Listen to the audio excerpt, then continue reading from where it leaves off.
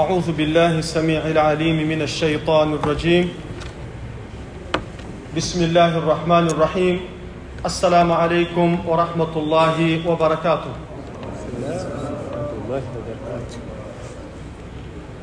الحمد لله وبه نستعين، والصلاة والسلام على رسول الله محمد صلوات ربي وسلامه عليه وعلى آله وصحبه أجمعين.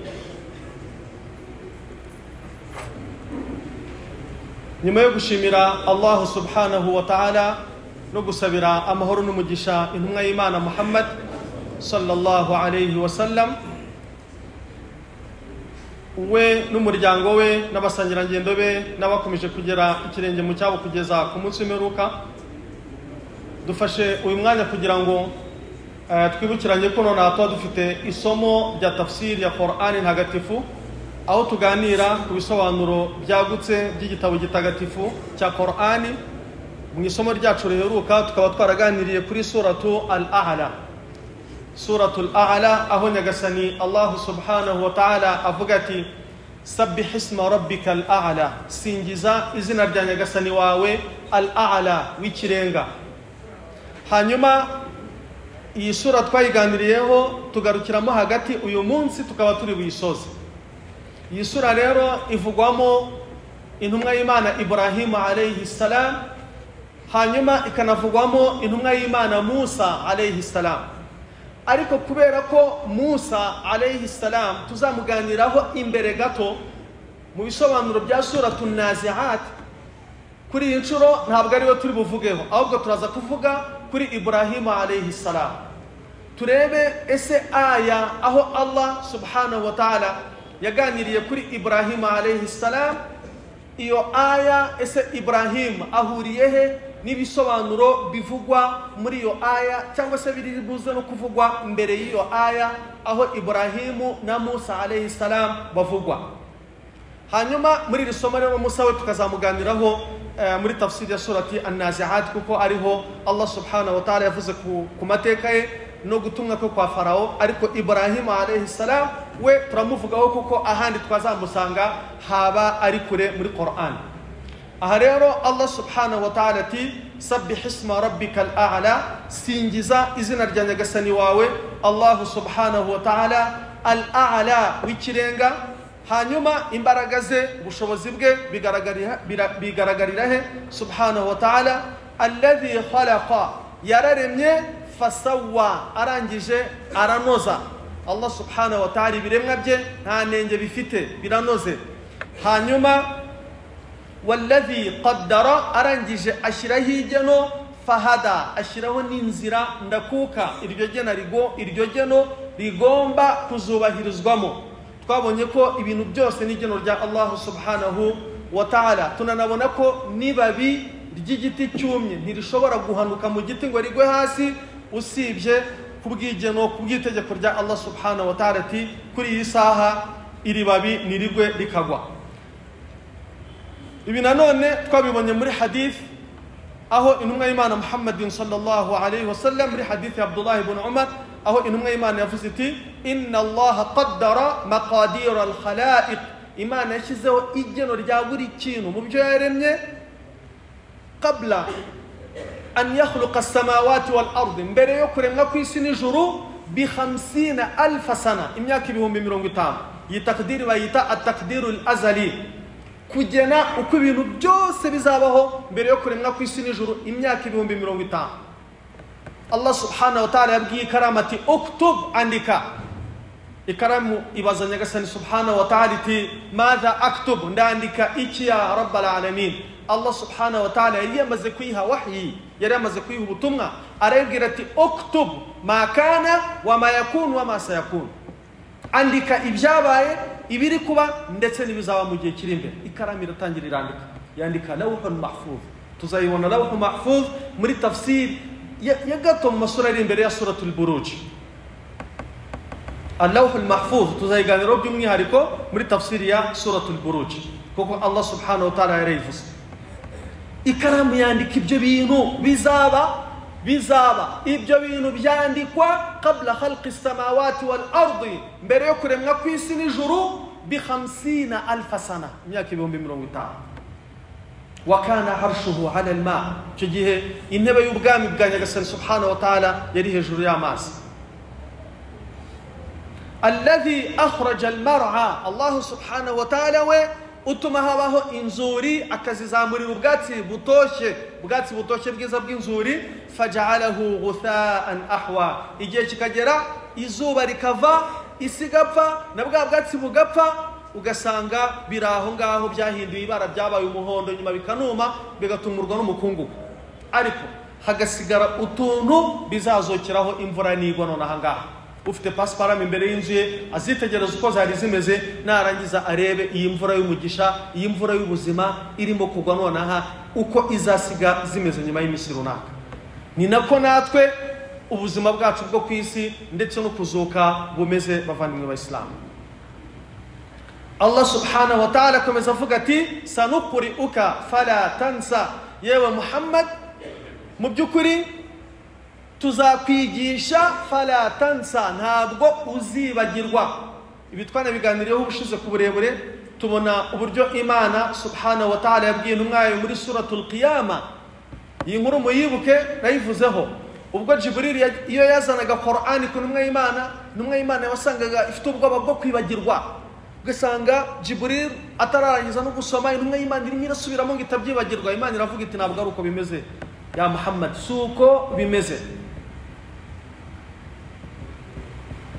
niwihutire gufata iyi Qur'ani mu mutwe la tastajil niwihute la tuharrik bihi lisanaka litajala bihi wowe wisubiramo cyane wikeha gusubiramo wumva uri buze kugira kuyibagirwa nta nibiteze kukubaho inna alaina jam'ahu wa qur'ana iyi Qur'ani twamaze kwiguterekamo uko imeze fa idha qara'nahu wowe gusa igihe Jibril arimo gusoma bizajya biba bimeze nko gusibura wowe fattabi' Qur'ana ujutega amatwi umva uko Jibril asoma ibikwinjiye mu matwi bizajya biba bimeze nko gusibura kandi nta kwibagirwa ukundi sanukuri'uka fala tansa ntuzibagirwa gutya rero umuntu ushobora kwicara arimo nko guhifadhi Qur'ani kicara cyangwa gufata nka Qur'ani mu mutwe umuntu yakwigishije nk'agasura ibona ukirirwa ugasubira minumwe Imana nagari ko byabaga bimeze keretse apfa kuba yakurikiye Jibril arimo gusoma ubwo iyo sura yabagira mu mutwe w'intumwa y'Imana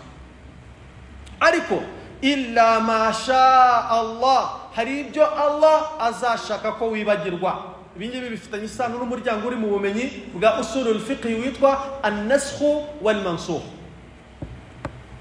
hari nk'ikintu Allah subhanahu wa ta'ala yashoboraga kwereka intumwa ye ari ikintu kiri temporary cy'igihe runaka Imana iragishaka mu minsi 3 gusa bitewe na incident iriho iyo minsi yarangira iki kintu kikavaho iyo bayita nasakh ibyo rero intumwa y'Imana yarabyibagirwaga Allah yarabikarangira bikava muri rekodi zake innahu kuko Allah subhanahu wa ta'ala ya'lamu al-jahra wa ma yakhfa afite ubumenyi bw'ibigaragara nibihishe Allah subhanahu wa ta'ala isura iraganira ku mbaraga za Nyagasani subhanahu wa ta'ala mwibuke ntabwo hano none turimo gusesengura turimo kwibukiranya aya twatangiriyeho kugira ngo izo tujye gukomerezaho abantu bose babe bari aware y'isura uko iteye Allah subhanahu wa ta'ala ati wa nuyassiruka lil yusra tuzakorohereza ibyoroshye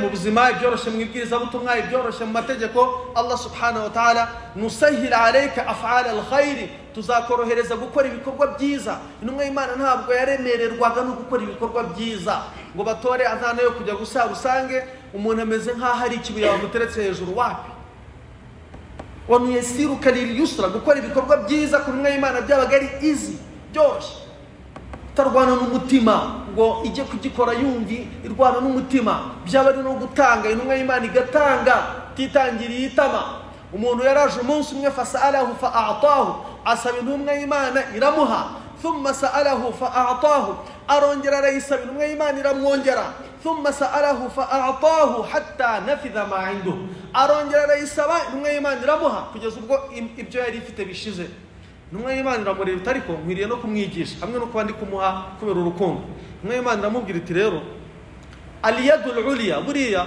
wowe uri murasaba nge nkatanga dore tumeze gutya akaboko kawe gateze gutya kanye kari hejuru aliyadul ulya, aka kaboko kari hejuru kagiye gutanga, khairun ni keza min aliyadi asufla, kuruta aka kaboko kari munsi gategereje kwakira.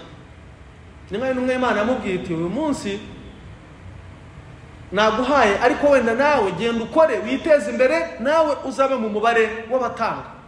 Iyo niyo spirit y'Ubuislamu.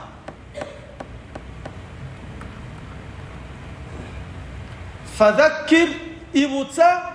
In ubushize twayisobanuriyeho tuyitindaho, tubona ko igihe cyose niyo waba uri mukuri, igihe cyose niyo waba uri mukuri, niyo waba ugiye kuvuga ukuri, ntabwo upfa kukuvuga. Iri jambo in rivuga ko ugomba kubanza ugakora ubushishozi, ukareba ko ukuri ugiye kuvuga, urwibutso ugiye gutanga, abo ugiye kuburubwira bararukwiye, igihe ugiye kuruvugiramo nicyo, aho ugiye kuruvugira niho. Usanze abantu mu kabari biteretse amacupa y'inzoga, bamwe muri bo basinze, banyweye bwa buyoga butoya bwitwa gini. Ni gini ni watu kera bajyaga bavuga ngo gini, nkagira ngo ni gini risanzwe agiye kunywa. Nyuma mbaza umuntu ariko aho gini abantu bavuga ni iki, ati ni kara gacupa kari hari. Urimo urumva ibyo bintu? Wowe ubasanze aho hantu ubasomeye aya ya Qur'ani mu kabari saa sita z'ijoro, abantu basinze, ubwenge ntiburimo gukora. Fadhakkir, ibutsa, ariko in nafahati dhikra, nubona urwibutso abo ugiye kuruha, nuko ugiye kurubaha, naho ugiye kurubahera bifite akamaro. Annafa, ushobora kubona mu musore w'umusilamu ukamwihorera, undi munsi mukazahura ukamubwira uti ariko mu by'ukuri idini ya Isilamu yaziririje inzoga. Imana iravuga iti innamal khamru, inzoga, wal maisir, n'urusimbi, wal azlam, n'ibintu byabagaho kera byo gutata chance, imikino y'amahirwe, binariho n'ubu ngubu. Rijsum min amali shaytani, biriya ni ibikorwa bya shitani. Abantu barimo gukina urusimbi, abari mu kabari, ni ukuvuga ngo hariya shitani bayahashinze ibirindiro ibihari, baba bari muri ofisi yayo, baba bari mu ntuza muri territory yayo. Fajtanibuhu, ibyo bintu mubyirinde, mubigendere kure, la'allakum tuflihuna, kugira ngo muzatsinde ku munsi w'imperuka. None so uri muranywa inzoga ya hano ku isi yo mu ijuru uzayikura he? Fadhakkir, mukwibutsa, ariko wabanje kureba niba urwibutso uje kurutanga mu gihe nyacyo. Yadhakkaru, Allah subhanahu wa ta'ala ati azibuka man yakhsha, wa muntu wifite mu mutima wo gutinya Imana subhanahu wa ta'ala. Al-khushu' ninde? Ni wa muntu uzi neza ko igihe kizagera agahagarara imbere ya Allah subhanahu wa ta'ala, Allah akamubaza agasubiza. Ntabwo wagira khushu' utazi ko uzapfa ngo uhure n'Imana. Umuntu utemera kazaza ukagahura n'Imana ikamubaza, hano ku isi ashatse yakora ibyo ashaka, ashatse hano ku isi yakora ibyo ashaka. Ni aya ya Qur'ani ngiyo, Imana niko yavuze. faman kana yarju liqa'a rabbih, aya nyuma ya suratul Kahf. Umuntu wiyumvisha mu byiyumviro bye ko gupfa filimi bitarangiriye aho ngaho, ahubwo gupfa ni process yo gusanga Imana. Iyo ni aya ya nyuma ya suratul Kahf. Umuntu wari wese uzi ko igihe kizapfa agahura n'Imana, falyamal amalan saliha, hano ku isi azatangire yiteganyirize akora ibikorwa byiza. Wala yushrik rabbahu ahada, ntazabangikanye Imana n'icyo ari cyo cyose. Mu buzima bwa hano ku isi uzabaho imyaka 50, 60, ufite imyaka 55, uragiye useseye mu nzu y'umupfumu. Urabura imyaka 5 ngufi useseye mu nzu y'umupfumu, nutabona amahirwe yo gukora tauba ugapfana icyo cyaha cya shirki Imana yavuze muri iyo aya, bizakugendekera bite? Faman kana yarju liqa'a rabbih, umuntu uzabuzi neza ko yiyumvisha kazahura na Allah akamubarurira, falyamal amalan salihan, azakora ibikorwa byiza hano ku isi. Aha rero ni naho Allah avuga ati wowe ibutsa, yadhakkaru man yakhsha, abazi ko bazahura n'Imana bahorana khushu', urwibutso ruzabagirira akamaro. Ku rundi ruhande dufite ikinyuranyo cy'abo bantu. Ni bande? Wayatajannabuha al-ashqa, ashaqi ni umuntu mubi udafite icyo yitayeho mu buzima bwe kamana. Akamubwira bati iki ni icyaha, iki ni iki kimeze gutya, ibi nibi biteye gutya, kavuga ati mu byaha ibyo bintu byanyu twarabihaza. Shaqi, umuntu n'umuntu ufite umutima wabayibuye, thumma qasat qulubukum, imitima yabo yabayibuye nyuma yaho, fahiya kalhijara, iragenda ihinduka nk'amabuye. Uwo rero ni shaqi, ni umuntu urwibutso rwinjirira hano rugasohokera hano. Ni umuntu iyo bamubwiye bati urupfu ruriho kandi nyuma yo gupfa nta yandi mahirwe azaba hari, agira ngo azapfa ejo, yaba ari mu muhanda imodoka ikamugonga. None se watekereza ko uzapfa ejo gute se? Igihe cyose ntabwo abantu bapfa ari abarwayi. Ashobora no kurwara ntazapfa, utazi urwaye ugapfa. Wayatajannabuha al-ashqa, urwibutso rero abantu badateguye badatunganye barugendera kure. Alladhi ni bande yasla an-nar al-kubra, bazajugunywa mu muriro wa jahannam. An-nar al-kubra ni umuriro wa jahannam. Allah subhanahu wa ta'ala azawuturinde. Iyi aya ubushize tuyitindaho, muri none aha ntabwo tuyitindaho kuko turi kwibukiranya. Thumma, nyuma yo kujugunywa mu muriro, la yamutu fiha, ntazapfa mu muriro wa jahannam, ntazapfa wala yahya, kandi nta n'ubuzima azaba afite. Ntazapfa bivuze ngo mu muriro wa jahannam harimo abazapfa. Mu muriro wa jahannam harimo urupfu, harimo abazapfa. Harimo abazapfa mu muriro wa jahannam. Kandi gupfa mu muriro wa jahannam ni amahirwe. Kubera ko kuva mu muriro wa jahannam ujya mu ijuru ntabwo ari ukugusohoramo nk'usohotse muri gereza. Ngo none bana ngo wowe bana iyi ni nuza ni clearance bana igihano wari warahawe kirarangiye sohoka. Nta muntu uzasohoka muri jahannam ari muzima. Ntawe. Bavandimwe b'Abayisilamu, ibi bintu Abayisilamu barabivuga. Iyi aya nikivuga thumma, uwo muntu wagenewe umuriro wa jahannam, la yamutu fiha, ntazagira amahirwe yo gupfa mu muriro wa jahannam, kandi wala yahya, nta nubwo wamubara mu bafite ubuzima. Hari abazagira amahirwe yo gupfa muri jahannam, ariko gupfa muri jahannam ni ukuvuga ngo uwo ngo wagiye mu ijuru. Imibiri yabo izashya ihindurwa amakara, nimara guhinduka amakara ivanwe mu muriro wa jahannam, ijyanwe ku migezi yo mu ijuru. Abemera Imana mu ijuru bajye baza bayuhire amazi yo mu ijuru. Fatanbutu, imibiri yabo yongere imere nkaho irimo gutoha bundi bushya, cyangwa kumera nk'uko igihingwa cyuhirwa kikamera. Imibiri yabo nimara kuzura basubizwe mu roho zabo, berekezwe mu myanya yabo mu ijuru. Imyanya yabo irahari mu ijuru. Kubera iki? Ma minna min ahadin, nta n'umwe muri twe usibye ko afite ibibanza bibiri, mu muriro wa jahannam kiriyo ndetse no mu ijuru kiriyo. Ibiri mu ijuru byaba abandi bazaba bari muri jahannam ubuziraherezo. Ibyo ngibyo Qur'an iratubwira iti alladhina yarithuna al-firdaus, bazongera bagaruke bongere babihe abemera Imana bari mu ijuru. Babwira bati abana hari amasambu yarahari hano y'abantu bazaba muri jahannam khalidina fiha wal iyadhu billah, Imana izabiturinde. Ayo masambu nayo mwakongera mukayagabagabana. Alladhina yarithuna al-firdaus, abemera Imana mu ijuru. Nanone iryo ni irindi pete ry'abantu bo mu ijuru, kugira amahirwe yo kongererwa ku byo wari ufite ibibanza by'abagiye mu muriro khalidina fiha. Iryo ni irindi pete. Ntabwo ari buri muntu mu ijuru nanone uzaba afite ibye ngo narangiza yongere anongererwe kuri ku by'abantu bazaba baragiye mu muriro ubuziraherezo. Wapi? Niyo mpamvu Qur'an yavuze ibisingizo by'abantu irangije avuga iti aba alladhina yarithuna al-firdaus, bari no ku rutonde rw'abazazungura ibibanza by'abazajya mu muriro khalidina fiha. Aha rero niho Allah subhanahu wa ta'ala tubwira ati thumma la yamutu fiha wala yahya. Aba rero bazaba bari mu muriro barakatiwe kubamo igihe runaka, ibibanza byabo bizaba biri reserved. Uriya muntu azajya amara gusubirana ubuzima kubera naharul hayat, umugezi w'ubuzima wo mu ijuru. Bamubwira bati bana dore ikibanza cyawe kirahanaha, iwawe naha, aho Allah yaguteganyirije kuzaba mu buzima bw'ubuziraherezo nyuma yaha naha ngaha, berekezwe mu ijuru. Ibi twabiganiriyeho ubushize mu isomo ryacu.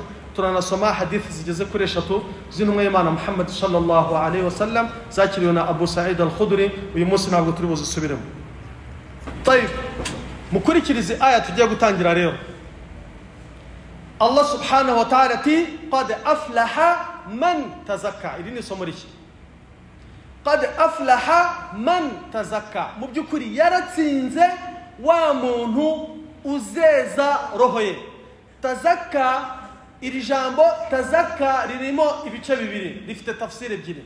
Tafsiri ya mbere ni ugutanga zaka y'umutungo, tafsiri ya kabiri kuko zaka bisobanura kweza ikintu cyasaga nabi ukacyeza. Ndaguha urugero, imitungo tuba dutunze iba yavuye mu bintu byiza n'ibibi. Ndaguha urugero, umuntu ushobora kuba utariye riba, ariko umuntu wari urimo ideni akaza akakwishyura amafaranga we yakuye muri riba, ni urugero. Ibyo bintu noneho bikagenda bikatuzengurutsamo amafaranga ahumanye, bikatuzengurutsamo imitungo yanduye. Urimo urumva icyo kintu?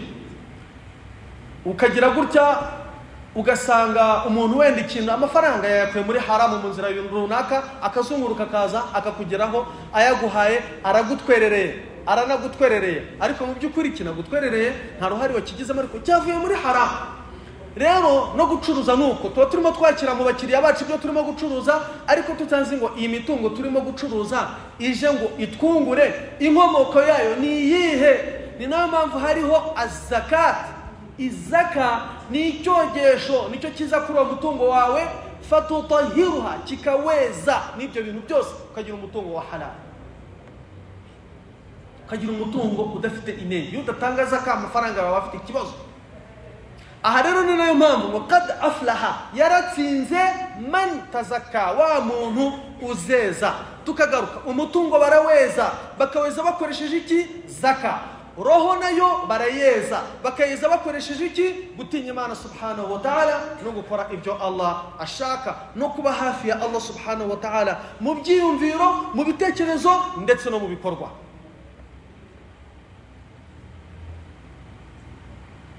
Turaza kuza kubibona. Qad aflaha, yaratsinze man tazakka, wa wundi weza umutungo we mu gutanga zaka, cyangwa akeza roho ye mu gukora ibikorwa byiza. Izi tafsiri zombi nizo. Wa dhakara isma rabbih, agasingiza izina rya nyagasani we Allah subhanahu wa ta'ala, fasalla, akanasala. Isala bavandimwe b'Islam, isala al-ahdu alladhi baynana wa baynahum as-salah, ikidutandukanyije nabo ni isala. Intumwa y'Imana niko yavuze. None se ikidutandukanyije nabo ntabwo ari ingofero. Isala, ingofero ashobora kujya mu iduka akayigura, ariko umubwiye ngo ase gusari hano salatul fajr umwaka urangiye ntashobora. Al-ahdu alladhi baynana wa baynahu, ikidutandukanyije nabo. Intumwa y'Imana niko yavuze, ikoresha ijambo nabo, ntiyabavuze mu izina. Ikidutandukanyije nabo as-sala, ni sala. Faman taraka, iyo yiretse nta tandukaniro riri hagati yawe nabo. Wa dhakara isma rabbih fasalla, qad aflaha man tazakka, yamaze gutsinda uriya wiyejeje akeza umutungo we, awutangira zaka, isadaka n'amaturo. Turazamo kubonamo na zakatul fitri y'igisibo cy'ukwezi kwa Ramadani, kuko zakatul fitri nayo ifite filozofi isa n'iya zaka isanzwe, turaza kubibona muri hadith. Hanyuma wa dhakara isma rabbih, agasingiza izina rya nyagasani we, nk'uko Imana itangiriye isura yaravuze iti sabbih isma rabbika al-a'la. Wa dhakara isma rabbih, agasingiza izina rya Allah, fasalla, akita no kwisala. Aha rero qad aflaha man tazakka, Ibn Kathir atubwira ati tahara nafsahu min al-akhlaqi ar-radhila, umwemeramana weza roho ye akajya kure y'imico mibi. Umuco mubi bavandimwe b'Islam urazwi. Umuco tugarukaho muri aya zitandukanye, kuko Qur'ani yaje kugira ngo itwigishe umuco. Iyo aya dushobora no kuzayibona ku burebure. Hanyuma wataba ma anzala Allahu ala rasulihi, ukubahiriza ibyahishuriwe intumwa y'Imana Muhammadin sallallahu alayhi wa sallam. Wa dhakara isma rabbih fasalla, ugasingiza Imana, ugakora azkar ni dozo gusingiza Imana. Wa dhakara isma rabbih, nugusingiza Imana bavandimwe b'Islam. Sabbih isma rabbika al-a'la, nugusingiza Imana. Wa dhakara isma rabbih fasalla, ugasingiza Imana ariko unasari. Dufite igice cy'abantu muri Islam bashobora kwicara ahantu barimo barasingiza Imana mpaka n'iswali kagira ntibasari, ngo ntibashaka guca mu dhikirimo kabiri. Byo ntabwo ari ibyo bintu, nta hantu biri ibyo bintu. Wa dhakara isma rabbih fasalla, ugakora dhikiri ariko ukanasari. Aqama as-salata fi awqatiha, ukubahiriza iswala ku gihe cyazo. ibtigha'a ridwanallahi wa ta'atan li amrihi, ushaka kugira ngo Allah akwishimire kandi unanubahirije itegeko rye, wa imtithalan li shar'ihi, unanubahirije ishariya ya Allah subhanahu wa ta'ala.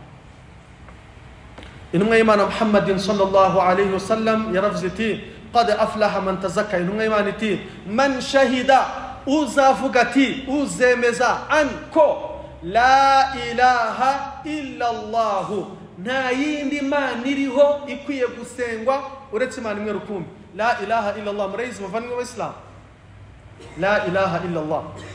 igihe kimwe Musa alayhi salam, nabiyullahi Musa alayhi salam, intumwa y'Imana Musa ni intumwa. hari intumwa nitugera umunsi tuzaba turi buganire kuri Musa alayhi salam, tuzaganira, tuzabona liste y'intumwa 25. intumwa 25 Qur'an yazise ulul azmi min ar-rusul, intumwa 25 zidasanzwe zabayeho mu mateka. Allah yohereje intumwa ibihumbi, ariko muri zo atoranyamo 25 aziduhaho amasomo y'ubuzima bwazo. tuzazibona mu isomo ryacu rizakurikiraho, tuzongera kuganirira kuri Musa alayhi salam. rero Musa ari muri izo ntumwa, ari muri urwo rutonde rw'intumwa 25 Qur'an yise ulul azmi min ar-rusul, intumwa zidasanzwe zakoze ibidasanzwe. reba nka Musa alayhi salam, yari intumwa ari n'umuyobozi w'urwego, umuyobozi aca imanza, agafunga, agafungura, ari imam, agasengesha abantu, akayobora amasengesho, akanigisha, akanahishurirwa. ari umutegetsi, yari umutegetsi, umuyobozi. urumva uwo muntu ntasanzwe, yahuye na challenge mu buzima bwe, ahura n'ibibazo mu buzima bwe, cyane cyane ko abantu Musa alayhi salam yarayoboye bari abantu badasanzwe. tuzabaganiraho mu gihe cyabo. aha rero igihe kimwe Musa alayhi salam aza kuza kubwira Imana subhanahu wa ta'ala ati ya Rabbi, Mana nyagasani, ndagusaba kugira ngo unyigishe, fa'alimni kalimatan, nyigisha ijambo, adhkuruka bihi, nzajya nkusingiza ndikoresheje, wa ad'uka bihi, nanagusabe ndikoresheje. Musa alayhi salam yakundaga gusaba Imana subhanahu wa ta'ala. bavandimwe b'Islam, umunsi uzajya ushira utarasaba Imana, icyumweru kigashira utaricara ngo uzamure ibiganza usaba Imana, utaraganiriza Imana mu mutima wawe ngo uyereke ko uyikeneye, ubwo se yo Imana izagufata ite? hari abantu bataza agaciro ko gusaba, akavuga ati ngenda ndabona ntekanye, ndabona ibintu byose nshaka bifite, ukibagirwa gusaba Imana. Imana muri Qur'an yaravuze iti ud'uni, ni munsabe mbahe. wowe ukwezi kugashira utaricara ngo uganirize Imana, ubwira uti Imana nyagasani, nzi ko ibi biri mu maboko yawe, ndagusabye. gusaba Imana ni ibada. gusaba Imana ibyo ukeneye ni ibada. ishobora kutabiguha hano ku isi, ikazabikurikira ku munsi umeruka. nibiguha ku munsi umeruka uzasanga ubikeneye, ntuzavuge ngo ibyo ku munsi umeruka nibireke ibime hano ku isi nibyo nshaka. wapi? Musa alayhi salam yakundaga gusaba, abwira Imana ati nyigisha ijambo rikomeye ridasanzwe, azkuruka bihi, nzajya nkusingiza ndikoresheje, ndivuge ku rurimi rwanjye inshuro nyinshi kugira ngo ibyiza byanjye bizamuke. wa ad'uka bihi, n'igihe ngiye kugusaba mbanze noze ururimi rwanjye ndikoresheje, mbanze aba ari ryo mperaho ubundi ngusabe. Imana iramureba, iramubwira utoruzi n'ikindi ya Musa, qul la ilaha illa Allah. iryo jambo ni la ilaha illa Allah, fihi an-nafyu wa fihi al-ithbat. ni jambo rihakana rikanemeza. la ilaha illa Allah ihakana iki? ihakana icyari cyo cyose umuntu ashobora gufata nk'Imana mu buzima bwe, hakiriho. wa yuthbit, ikemeza ubumana ko ari Allah subhanahu wa ta'ala wenyine ukwiye kuba Imana. jambo rikomeye cyane rigaragaza neza Allah uwo ari we. la ilaha illa Allah, an-nafyu, nta yindi mana iriho. ijambo ryamaze guhakana icyitwa Imana, yo kiva kikagera ryahakanye, rirangije rigiye kwemeza imwe gusa, illa Allah, usibye Allah wenyine. irihe se yindi? nta yindi usibye Allah wenyine subhanahu wa ta'ala. Musa aratekereza iri jambo, yarasanzwe arizi. abwira Imana ati ya Rabbi wa kullu ibadaka yaquluna hadha, ariko rijambo nsanzwe ndizi kandi abagaragu bawe batari nge bararizi, nge ndashaka icyanjye ry'umwihariko. Imana iramubwira iti ntari hari. Ya Musa law akhadta la ilaha illa Allah waja'altahu fi kiffa, uramutse uzanye umunzani wa balance ufite ibisahani bibiri, ugafata la ilaha illa Allah ukayishira ku gisahani kimwe, warangiza ugafata ad-dunya wama fiha as-samawati wal ardi wama bainahunna, ugafata isi n'ijuru n'ibirimo n'ibiri hagati yabyo ukabishira ku kindi gisahani, malat bihim la ilaha illa Allah, ijambo la ilaha illa Allah igisahani cyaryo cyamanuka kikicara hasi, ibyo bintu bikaguma hejuru birimo bitendera, cyumweru kigashira ditarakunyura ku rurimi uri kuritekerezaho ngo wemeze ko nta yindi Imana iriho ku rurimi ndetse no mu bikorwa. Wowe umuntu araje urwaye urarembye akuzaniye ibinyuguri, agiye kwambaza ku gitanda cyawe cy'urupfu ibintu bitari Imana ngo nukugira ngo ukire, waretse ugapfa ukagenda ukajyana la ilaha illa Allah. Abantu bazi bakuvugiriza ingoma hejuru ku munota wa nyuma ngo barakuroze, bakuvugiriza ibinyuguri hejuru upfe uri mu babangikanyamana.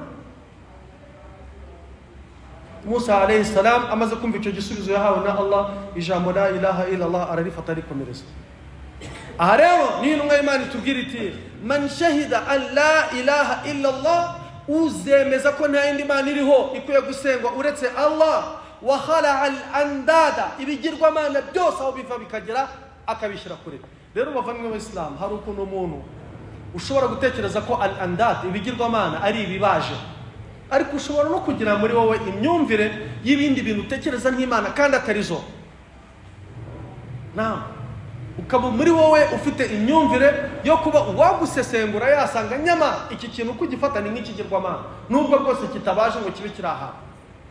Rero mugomba kwicira mubizi kamuzi neza ko buri kintu kiba kiri mu mwanya wacyo usibye Allah subhanahu wa ta'ala wenyine ni uri mu mwanya wo kubimana. Qul inna salati, babwiruti isala zonkora wa nusuki, ibyo nkora mu mutambagiro mutagatifu, alhajju wal umra, wa mahyaya, ubuzima bwanjye nk'uko turi hano ku isi, wa mamati, n'urupfu rwanjye n'igihe nzapfira nuko nzapfa, lillahi rabbil alamin, biri mu maboko ya nyagasani Allah subhanahu wa ta'ala. Nta muntu ushobora kuvuga ngo pfa igihe cyawe cyo gupfa kitanditse kwa nyagasani ngo bikunde mushobo. Uzasome surati Yasin uzabisangamo. Surati Yasin, umugabo w'umubwiriza butumwa yaraje asanga abantu barimo barahohotera intumwa, yaraje asanga barimo barahohotera intumwa, ariko intumwa bayifitiye akoba batari buyice, ariko we bamufata nk'umuntu usanzwe bashobora kwica ntiyagire inkurikizi. Baramubwira bati niwongera kutwiyama kubyo turi gukora iyi ntumwa turaza kuza kukwica. Arababwira ati none se iyo ni inkuru iri muri surati Yasin, arababwira ati none se ni munyica muraza kunguka iki, ese ngenda za kuba mpombye iki? Arakomeza ababwira ibyo yagombaga kubabwira, barangije baramufata baramwica. Bamwishe yarebye icyubahiro Allah subhanahu wa ta'ala yamwakiranye, areba abamarayika uko bamwakiriye, aravuga ati ya layta qaumi ya'lamuna. Iyo ni aya ya surati Yasin. Aba bantu banyishe bazi ko bari kumpana, iyo baza kumenya aho bankuye naho banzanye bari gutekereza ikindi gihano kitari urupfu. Iyo ni aya, iyo nkuru iri muri surati Yasin uko yanditse. Aha rero uzemeza ko nta yindi Mana iriho usibye Allah, wa khala al andada, ibigirwamana biri physical n'ibiri logical kabikora mu mutwe wawe, kabuzi ko nta kintu kiriho kiruta Allah subhanahu wa ta'ala, nta kiriho. Wa shahida anni rasulullah, akemeza ko Muhammad sallallahu alayhi wa sallam ari intumwa y'Imana, wa dhakara isma rabbih, agasingiza Imana agakora azkari, fa salla, akita no kwisala as-salawatul khams wal muhafadhu alayha wal ihtimamu bih. Uyu ni umuntu wo mwisho, umuntu wo mwisho bavanywe mu Islam. Aha rero hari hadith yakiriwe n'umusangirangendo w'intumwa y'Imana Muhammadin sallallahu alayhi wa sallam, aratubwira ati غدوت غدا إلى العيد فمر بي قال فمررت به فقال هل طعمت شيئا قلت نعم. ibina nigeze kubivuga mukanya bireba zakatul fitri, no kuvuga ngo hari abatanze igisobanuro cyuko qad aflaha man tazakka yaratsinze wa undi wiyesheje nukora igisibo cy'ukwezi kwa Ramadan yarageze akagitangira. Zakatul fitri ibinari nabisobanuye. Zakatul fitri nayo iri mu kwiyeza, iri mu kweza umutungo, iri no mu kweza igisibo kubera twatuntu twudukosa duto kurakara guhubuka umuntu aba yarakoze mu gisibo. Turiya dukosa twagiye tugishyiraho ibizinga. Iyo utanze zakatul fitri buriya bukosa bwose buba buvuyeho. Urumva zakatul fitri nayo iri muri iki gisobanuro cyo kweza kuko yeza igisibo. Hanyuma rero Allah subhanahu wa ta'ala aratubwira ati kino giteye agahinda. Allah muri aya muri sura aya 16 suratul a'la aya 16 Imana iratubwira iti bal tukthiruna alhayata ad-dunya. Ariko abantu bikundira ubuzima bwa hano kwisi. Abantu bikundira ubuzima bwa hano kwisi. Mu yindi aya Imana yaravuze iti bal tuhibbuna al-ajila. Abantu bakunda ikibari hafi barimo kureba mu ntoki. Siko duteye umuntu akunda icyo ari kureba mu ntoki. Umuntu nagashaka ngo mubwire ibintu by'ejo atarahagera. Nakubwira ati amavuta y'umugabo namuraye ku mubiri nge ndashaka ibyanjye nona. Hanyuma se bal tu'thiruna alhayata ad-dunya. Imana iti ndabizi neza ko ubuzima bw'abantu ku isi nibwo muha agaciro. Ubuzima bw'abantu ku isi al-ithara nukurutisha ikintu ikindi. Imana iti ndabizi neza ko ubuzima bw'abantu ku isi muburutisha ubuzima bw'ejo hazaza. Qur'an yabwise bal tu'thiruna alhayata ad-dunya. Ubuzima bw'abantu ku isi nibwo abantu baha agaciro kuruta ubuzima bw'ejo hazaza nyuma y'urupfu.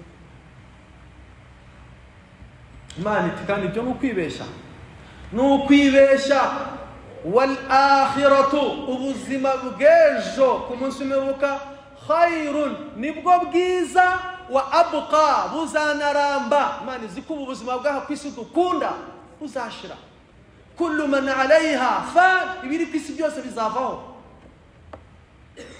Umuntu arakubwira ati ubu buzima bw'aho ku isi ntabwo wemera aho waturutse kugira ngo uhakana aho uzajya. Aho waturutse ntabwo wahabona. Imana yaravuze iti minha khalaqnakum. Twabakuye mu gitaka. Utazi Imana agatekereza ati se ko nabyawe na data na mama ku Muhima. Umuntu uza muri maternité navuye mu gitaka gute akibagirwa wamubyaye ko ari umwana wandi wa Adamu alayhi salam. Kandi Adamu yari mwavanywe hehe? Mu gitaka. None se reka mbabaza, nuko twavutse tungana cyangwa twavutse turi batoya? Si twavutse turi batoya uduhinja, sibyo ra? None se kugira ngo tungane gutya habaye iki? Habaye ikira? Twarariye. None se ibyo twariye byahinzwe? Ibyo twariye byavuye mu gitaka. Nukuvuga ngo n'imibiri yacu gutya ingana ni composition z'ibitaka. Munatera igishimbo kimwe bitaka bikagenda bikabyara bikaba ibishimbo bingana kuri ari kimwe bateye mu gitaka. Ariko icyo ni gisobanuro cya kabiri cyo kuremwa mu gitaka. Ariko icyambere nuko uwo dukomokaho izi jini za kimuntu uwo zikomokaho ni Adamu alayhi salam. Imana yamuremye mu gitaka. Muri we Imana imukuramo umugore we baraza nibo twebwe. Nkomoko yacu ni gitaka. Imana iti minha khalaqnakum. Twabaremye tubakuye mu gitaka. Wa fiha nu'idukum. No mu gitaka nimo tuzabasubiza ryari umuntu apfuye. Wa minha mu gitaka nukhrijukum. Nimo tuzabakura taratan ukhra bwa gatatu. Imana iti bal tu'thiruna alhayata ad-dunya. Igiteye gahinda nuko umuntu ubuzima bwa hano kwisi kuva aribwo arimo nibwo yitaho gusa ntamenye ibyejo hazaza. Nyamara wal akhiratu khairun wa abqa. Umunsi w'imperuka ndetse n'ijuru rya Allah subhanahu wa ta'ala khairun nibyo byiza wa abqa. Kandi ijuru rya Allah niryo ryiza wa abqa kandi rizanahoraho. Kubera ko Imana irabizi neza ko iyi si dukunda tuzayivaho. Bavani wa Islam umuntu atinya gupfa agatinya no kuva mu buzima. Siko bimeze. Igihe tuzaba turimo kuganira kuri Adamu alayhi salam tuzasangamo inkuru y'ukuntu Imana imaze kurema Adamu yamushyize mu bustani. Ubustani bwiza bushoboka mu ijuru rya Allah subhanahu wa ta'ala. Imana iramubwira iti ya Adam uskun anta wa zawjuka aljanna. muri ubu bustani iberemo wowe n'umugore wawe Hawa fakula minha haythu shi'tuma ragada ibyari byo byose biri muri ubu bustani muzabirye icyo mushaka mukirye uko mushaka Imana iti wala taqraba hadhihi ash-shajara ariko iki giti Imana irakibereka iki giti mukirebe mukitegereze muramenye nimuzakegere fatakuna min adh-dhalimin muzaba mubaye abanyabyaha nimukegere muzaba mubaye abanyabyaha tikiriza ahantu Allah subhanahu wa ta'ala yarashize Adam ukuntu hari hameze ahantu Allah yagushira akakubwira ati rya ahantu hari ibiryo icyo ushaka cyose ariko iki ngiki uzakireka ntuzakirya nimukirya fatakuna min adh-dhalimin muzaba mu banyagihombo bitwara imyaka myinshi bana shitani ikaza mu ishusho y'umuntu ije gusura Adam kazi kamubwira we n'umugore bikababwira iti harya ibiryo murya hano bimeze bite bakagenda bahereka ibiturarya biraryoha bimera gute bibiri usinzira neza ibi byose bimeze gutya hanyuma iki ngise cyo kirazira Imana yarakitubujije iki gihe Imana yarakibabujije shitani kigendera nyuma y'iminsi kagaruka ikavuga iti harya cya giti Imana yababujije kiri bakakireka turya ibi byose ariko iki ngiki Imana yarakitubujije shitani kazi kababwira iti nyamara ngende mu iki giti nicyo narya Imana irabanga iragiye ibintu hano by'ibyatsi ibipomu ibinanasi bikarata irangiza isiga kino giti niko Ibilisi yababwiye byatwaye igihe irangije isiga kino giti bakavuga bati oya ntago twakumvira ngo dusuzugura Imana shitani yabaga ibeshye of course inna ash-shaytana lil insani aduwwun mubin numwanzi wa Adam alayhi salam ebana Adam akamubwira kati oya ntago twasuzugura itegeko ry'Imana uzi kugira ngo igiti bakirye ukuntu shitani yababwiye yaragiye iragenda ikoretide igaruka ifite ikindi kintu ebana irazira babwira iti iki giti ni igiti cyo kuramba ni igiti cyo kuramba shajaratul khuld igiti cyo kuramba umuntu uzarya kuri iki giti cyari ikinyoma umuntu uzarya kuri iki giti nta rupfu ukundi mu buzima bwe azaramba niyo mpamvu Imana yababujije kukirya kugira ngo muzapfe tamaragenda bari misa bitekereza aravuga ati izi mbuto nimfa se sinzaba nzihombye nimfa umugore wanjye sinzaba musize shitani kagaruka ikavuti shajaratul khuld Imana nta kizagutwara wowe ry'igiti uzabaho ubuziraherezo nta kundi inshuro ya nyuma iraza Qur'an suratul A'raf iratubwira iti qasamahuma Ibilisi yaraje ikubita hasi yicisho iravuga iti wallahi ndabarahiriye iki giti Imana yarakibabujije kugira ngo muzarambe ku munota wa nyuma baravuga bati umuntu reka basaryeho gatoya at least wenda iminsi 10 ntituzapfa kandi maskini nta nubwo Imana yari yarababwiye ko bazapfa aho bari nta rupfu ruhari ntibari bupfa aho bari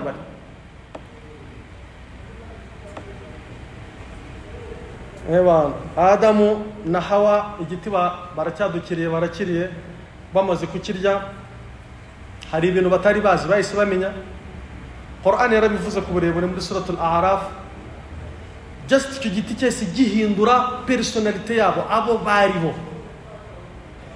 baribo byahise bihinduka babatwe gira gutyo kicara banyura mu miyaga ugatangira ugapfunapfuna cyari igiti cy'ubuzima ahubwo bilax cyari igiti cy'ibibazo kukirya no kuvuga ngo kukirya kuri bo nka aho kuba igiti cy'ubuzima nk'uko Ibilisi yababwiraga cyari igiti cy'ibibazo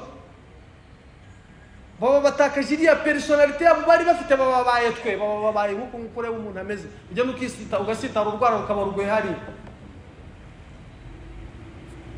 ariko ikintu ngira ngo mvuge ni ubutabera bw'idini ya Islam icyo cyaha Adamu na Hawa barangana mu idini ya Islam barangana Qur'an yabavuzeho ikoresha insimburazina ya you both mwembi babiri ntabwo Qur'an yigeze bavugaho muri mu idini ya Islam ntaho biri ko shitani yabanje gushuka umugore nawe akaza gashuka umugabo kiriya ni kinyoma mu myemerere mbese uko idini ya Islam yaganiriye kuri incident ikanganisha Adamu na Hawa ni ikikwereka ko iyi ari idini ya Nyagasani subhanahu wa ta'ala bavandimwe b'Isilamu barangana. Qur'an ikoresha insimburazina za bombi mwembi.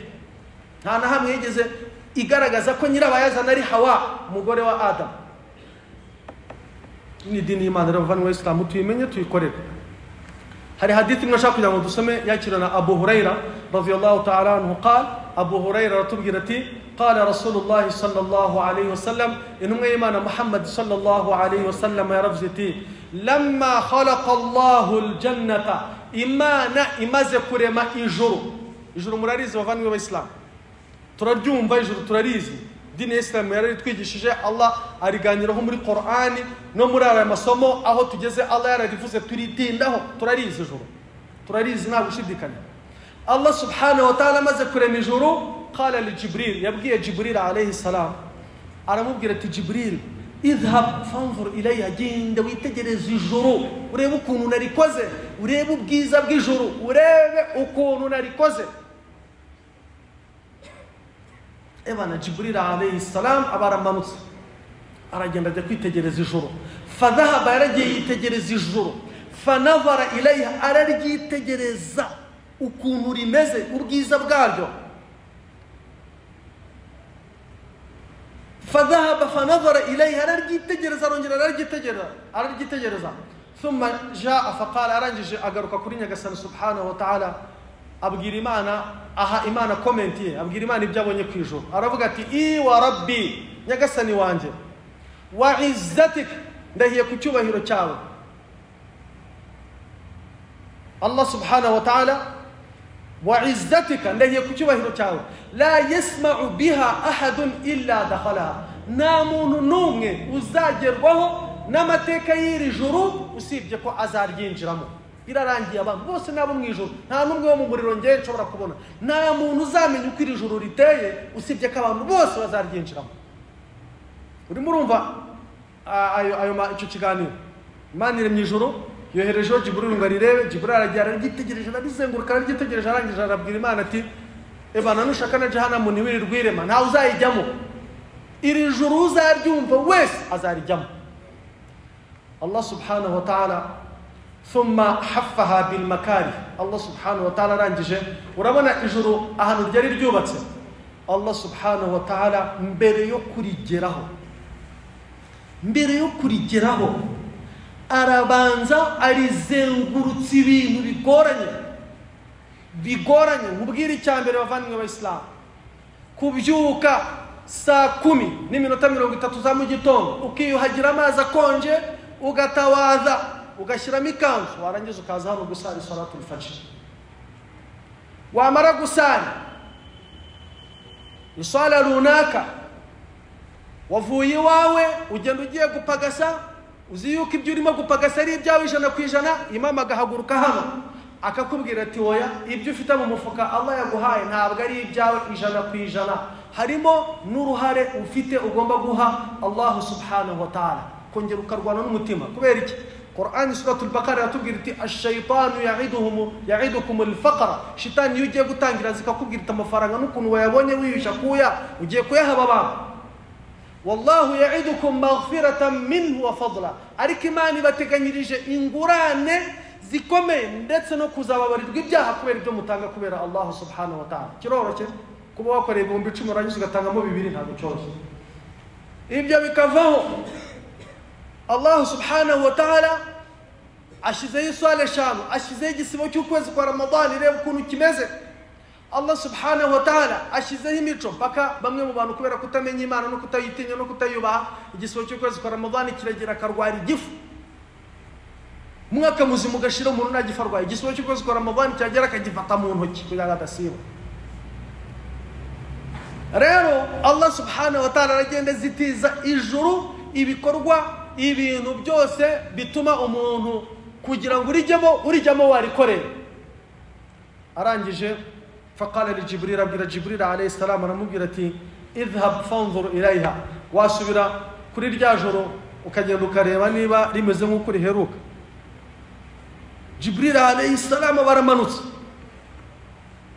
aragera ryitegereza aragaruka abwira Imana ati wa izzatika ndahiye ku cyubahiro cyawe ya Rabb laqad khashitu alla yadkhulaha ahad urarifunze birarangiye nta n'umuntu n'umwe uzarijyamo ukuntu ndibonye nta muntu uzashobora kurijyamo uzubahiriza iswala 5 ku munsi ari makora amaze kugira amafaranga agafatamo miliyoni 10 akagimaka yarangiza akagaruka agategeko kubana n'abana agategeko kubanira abaturanyi neza agategeko kubanira uwo bashakanye neza agategeko gusiba agategeko gutanga mu mitungo wamuhaye agategeko zaka agategeko kuvuga amagambo abaze agategeko gusoma Qur'ani agategeko Jibril avuga ati ntago bazarijyamo birarangiye ariko bazarijyamo mu byukuri bavari mu Islam kubera iki hari abagaragu basobanukiwe neza isi basobanukirwa n'ijoro bamenya balance uko bakwiye kuba mu isi nk'abazayivamo kandi bakanitegurira ejo hazaza barahari ni benshi nyagasani subhanahu wa ta'ala aduhe kuba muri falamma khalaqa Allahu an-nara hanyuma Allah subhanahu wa ta'ala arema umuriro wa jahannam amaze kurema umuriro wa jahannam قال يا جبريل أبغى ملائكة جبريل رمض قالت جبريل اذهب فانظر إليها جينا نو وندبر ركوع جهنم ونايمس جبريل عليه السلام ورمانوت فذهب فنظر إليها رجلا يتجرز جهنم وكوني مز جهنم إريمو إمامبو إنهينج قرآن يرزف سورة الحاقة إنهينج مز إنهي بقى فنجره أمون منيرو حاجة تيجي ممري كفاحس كجرا هيجو إنهينج حاجة تيجي ممري byose aragenda arabireba harimo iminyururu iziritse hejuru ifite bya bintu bimeze gutya biroba bimeze nk'indobane ibyo bintu byibuke muri hadithi ya Isra na Mi'raj intumwa y'Imana yavuze ko bizateruzwa amabere ya bamwe mu bagore ni bande bavandimwe b'Islam wa wundi ugenda akabyara umwana abana n'umugabo yarangiza akaza akishijisha nkaho nta kintu cyabaye ukajya utanga minerval azakwishura iki imbere ya Nyagasani subhanahu wa ta'ala cyaha gikomeye cyane mu buzima bw'umusilamukazi kubyara umwana ubana n'umugabo ubizi ko mubyananye atari se warangiza ukamugarura akabajya mu bandi umusaza akajya yishura minerval nta kibazo agakora ibintu ku munsi w'imeruka wowe na se w'uwo mwana nyawe muzishyura icyo umuntu miskini intumwa y'Imana muri hadith Isra na Mi'raj abo bazaba bafite ibyuma bifashe gutya mu bituza byabo batendera mu muriro wa jahannam ibyo byose Jibril aragenda arabireba muri jahannam department z'ibihano abarya riba bafite ibyabo abarya ibi bafite ibyabo abakora ibi bafite ibyabo byose arabyitegereza arangije aragaruka ahanyagasana subhanahu wa ta'ala feedback araza aravuga ati rabbi wa izzatik ndahiye ku cyubahiro cyawe la yasma'u biha ahadun fayadkhuluha nizeye neza ko abantu babahaye ubwenge nta muntu uzagerwaho n'amakuru ya jahannam ngo yemere kujya muri kiriya kintu nawe nta muntu uzayijyamo Imana iramubwira iti witonze gato utwo nari nareba fahaffaha bishahawat Allah subhanahu wa ta'ala jahannamu ayikikiza ibi bintu mubonamo abantu amasaha 28 ku munsi ayikikiza jahannamu ibintu mubonamo abantu mu masaha 28 ku munsi umuntu agafata umushahara w'200 akagenda akicara mu kabari akanywa akaryoherwa akishima akarya agakora ibyaha yarangiza agataha akagera mu rugo asigaranye 10,000 ibyo bintu byose Allah subhanahu wa ta'ala abikikiza jahannam uzarebe n'ingurube wa lahma al-khinzir inyama y'ingurube ni icyaha muri Islam ariko uzarebe biriya byose ni ikigeragezo umuntu aragenda akayirya ikamuryohera akaba mubtala kikamubera ikigeragezo kandi ni kimwe muri ibi bintu bikikije umuriro wa jahannam Allah subhanahu wa ta'ala afata bya bintu byiza abantu bakunda bya bintu byiza abantu bakunda bibatwara igihe bibatwara umwanya abizengurutsa umuriro wa jahannam arangije abwira Jibril ati wasubira ukareba uko imeze noneho Jibril aragenda arayireba akareba amacupa y'inzoga atondetse hariya n'ukuntu abantu ari bakanyota bafite icyaka kitajya gishira byose arabireba arabyitegereza areba ubusambanyi areba ibintu byose bikikije umuriro wa jahannam faraja Jibril aragaruka ahanyagasani subhanahu wa ta'ala commentiye wa rabbi wa izzatika ndahiye ku cyubahiro cyawe ya rabb laqad khashitu ukuntu umuriro wa jahannam mubonye alla yabqa ahadun illa dakhalaha nsanze na rya juru natekerezaga ko hari abazarijyamo nta n'umwe, abantu bose bazashirira muri jahannama kubera ibintu biyikikije. Izi nyigisho bavandimwe b'Isilamu icyo zigamije kumwemeramana ni ukugira ngo tumenye aho turi, tumenye ko uko mureba isi imeze iryoheye abantu bimeze kuriya for a purpose. Ni Imana yatumye bimera kuriya, kugira ngo ba bantu batazi Imana bagwe muri uriya mutego, bazananirwe ikibi n'ikiza, bisange muri iyi aya.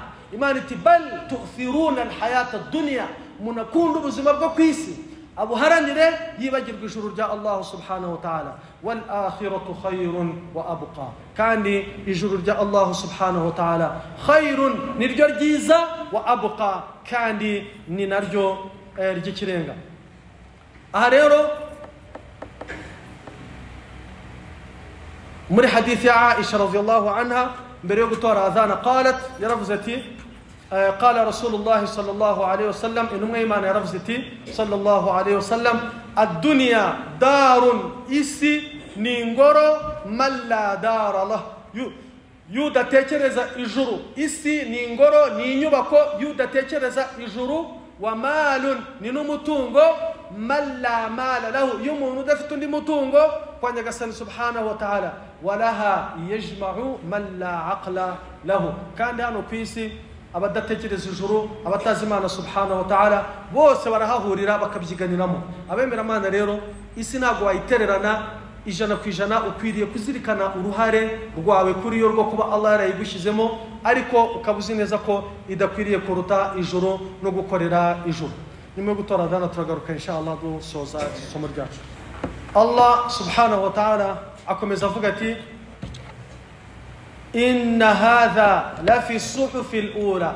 Izi nyigisho tumaze kubona ziri muri iyi sura, uhereye kuri ihe aya qad aflaha man tazakka, uhereye kuri iriya aya turaza kuza kubibona. Imana iti ibi tumaze kubona uhereye kuri iriya aya qad aflaha man tazakka, aya zikurikira aho ngaho mwazumbishije. Qad aflaha man tazakka, mu by'ukuri yaratsinze wa wundi wiyeza, wa dhakara isma rabbih fasalla, hanyuma agasingiza Imana agasari. Bal tu'thiruna alhayata ad-dunya, abantu bashyira imbere ubuzima bwo kwisi, wal akhiratu khayrun wa abqa, kandi ubuzima bwo ku munsi umeruka ari bwo bwiza buzanaramba. Imana iti inna hadha, ibyo ubavandimwe b'Islam, iyo utize iri somo ntabwo ushobora kumenya Qur'ani kivuze. Nk'iyo usomye uzafate Qur'ani isobanuye mu Kinyarwanda, usome uhereye kuri aya ya 18 inna hadha, ntabwo uzamenya ngo mu by'ukuri ibyo, ntuzamenya ngo ni ibi. Ni ziriya aya zitangirira kuri qad aflaha man tazakka wa dhakara isma rabbih fasalla bal tu'thiruna alhayata ad-dunya wal akhiratu khayrun wa abqa. Ayin Imana iti icyo izi aya zivuga ntabwo kiri muri Qur'ani gusa, la fi suhufi al-ula, zari no mu bitabo bya suhuf byabanjirije Qur'ani. Ari byo bihe suhuf Ibrahim, suhuf ya Nabiyullah Ibrahim alayhi salam wa Musa, ndetse na Musa alayhi salam. Izi suhuf ni izihe?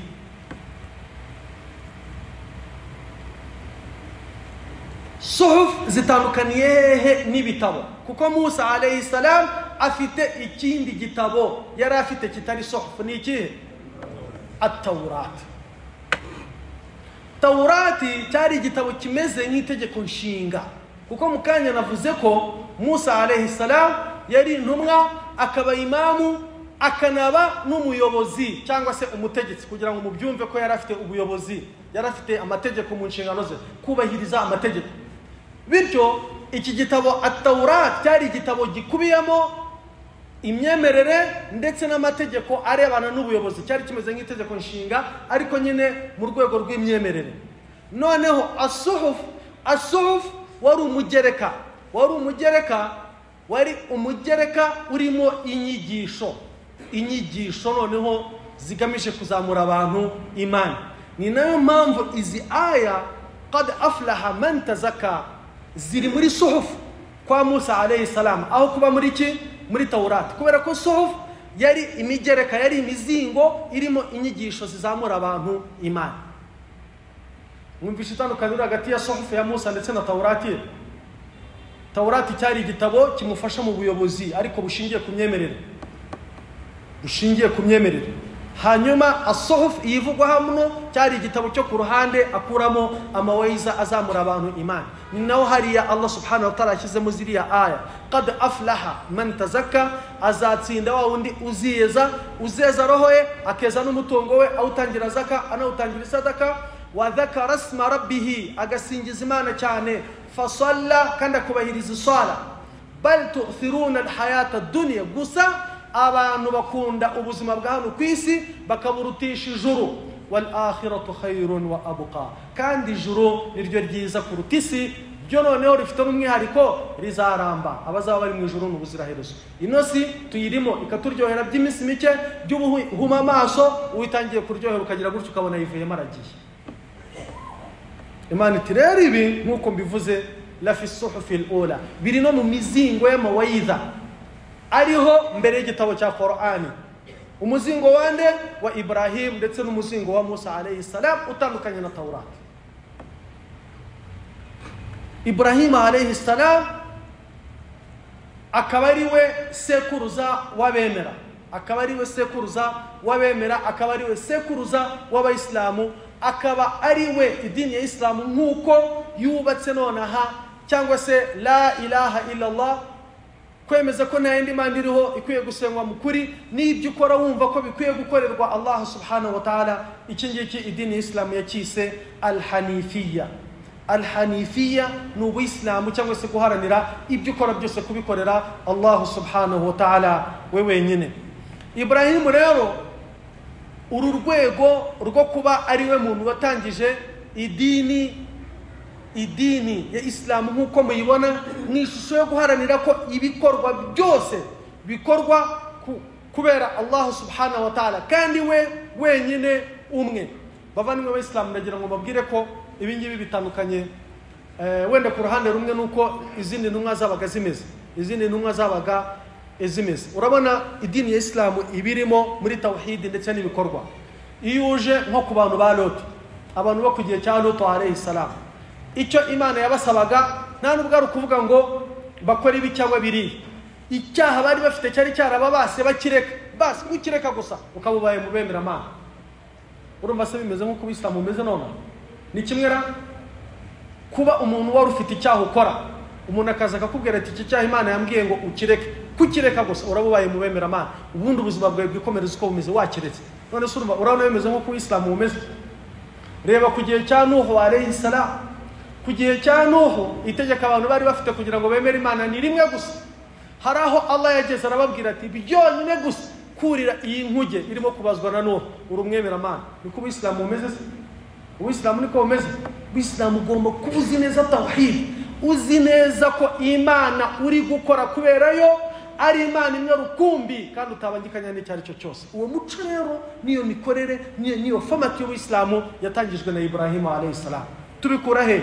Qur'an natubwira suratul Anbiya, Imana natubwira iti wa idh qala Ibrahim wa idh qala li abihi wa qaumihi ma hadhihi at-tamathil allati antum laha aakifun. Kera Ibrahim alayhi salam amaze kubyiruka yasanze umuryango we na se witwaga Azar abaza akanacuruza ibigirwamana, n'abantu bo muri icyo giturage bagasenga ibigirwamana, bagasenga n'imibumbe, basengaga izuba bagasenga n'ukwezi. Ibrahim arababwira ati ibi bintu musenga mwabikuye kubera ibyo bintu binyuranije n'idini Ibrahim yahishuriwe agomba gutangira kwigisha, ariyo al-hanifiyya, ubuyisilamu.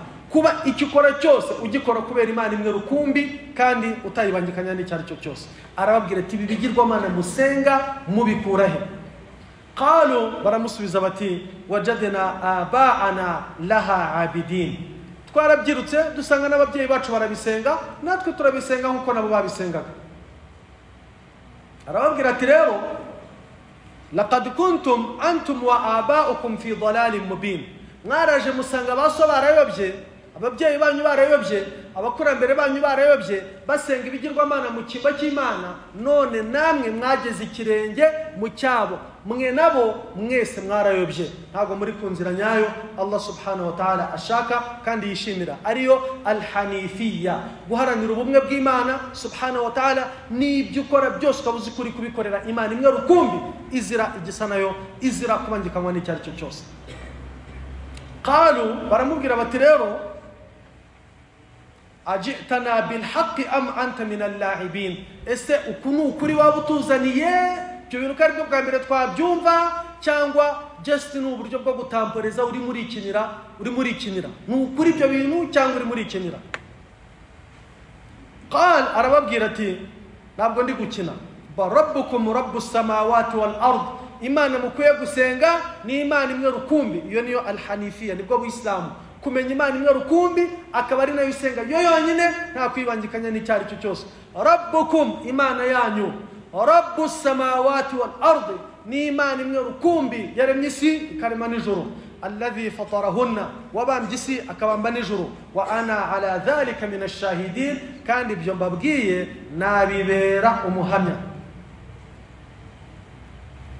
Watallahi, arababwira ati kandi ndagira ngo mbabwire n'icyo mutari muzi, la akidanna asnamakum ba'da an tuwallu mudbirin, iyi stoke ya data y'ibigirwamana na hano hantu mwabishyize mukajya muza kubigaragira, umunsi mwagiye nzabisenya kugira ngo mbereke ko ibi bintu mudakwiriye kubigaragira mu cyimbo cy'Imana.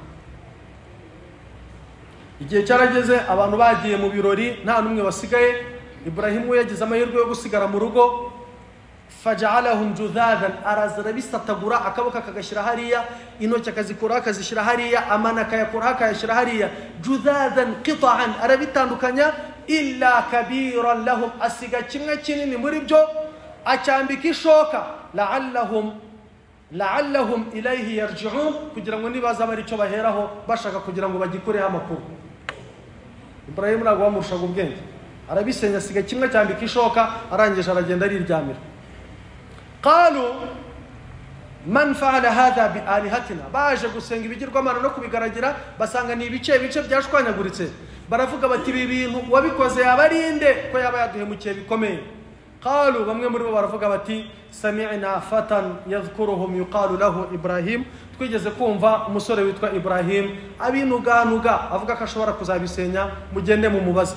Qalu, Ibrahimu baramubaza bati anta fa'alta hadha bi alihatina ya Ibrahim, ibigirwamana byacu ni wowe wabisenye, imana zacu bazita imana zacu ni wowe wazisenye yewe Ibrahim? Qala, arababwira ati nigeze kumva ibintu bikocagurika bimeze nk'ibihondana, bal fa'alahu kabiruhum hadha, kiriya gifite ishoka ngenda abona ari cyo ndimo gushidikanyaho, fasalu, mwagenda mukakibaza, in kanu yantiqun, nibi byo musenga bivuga, ako ngaka gacomekamo, mwagenda mukakibaza nibi byo musenga bivuga.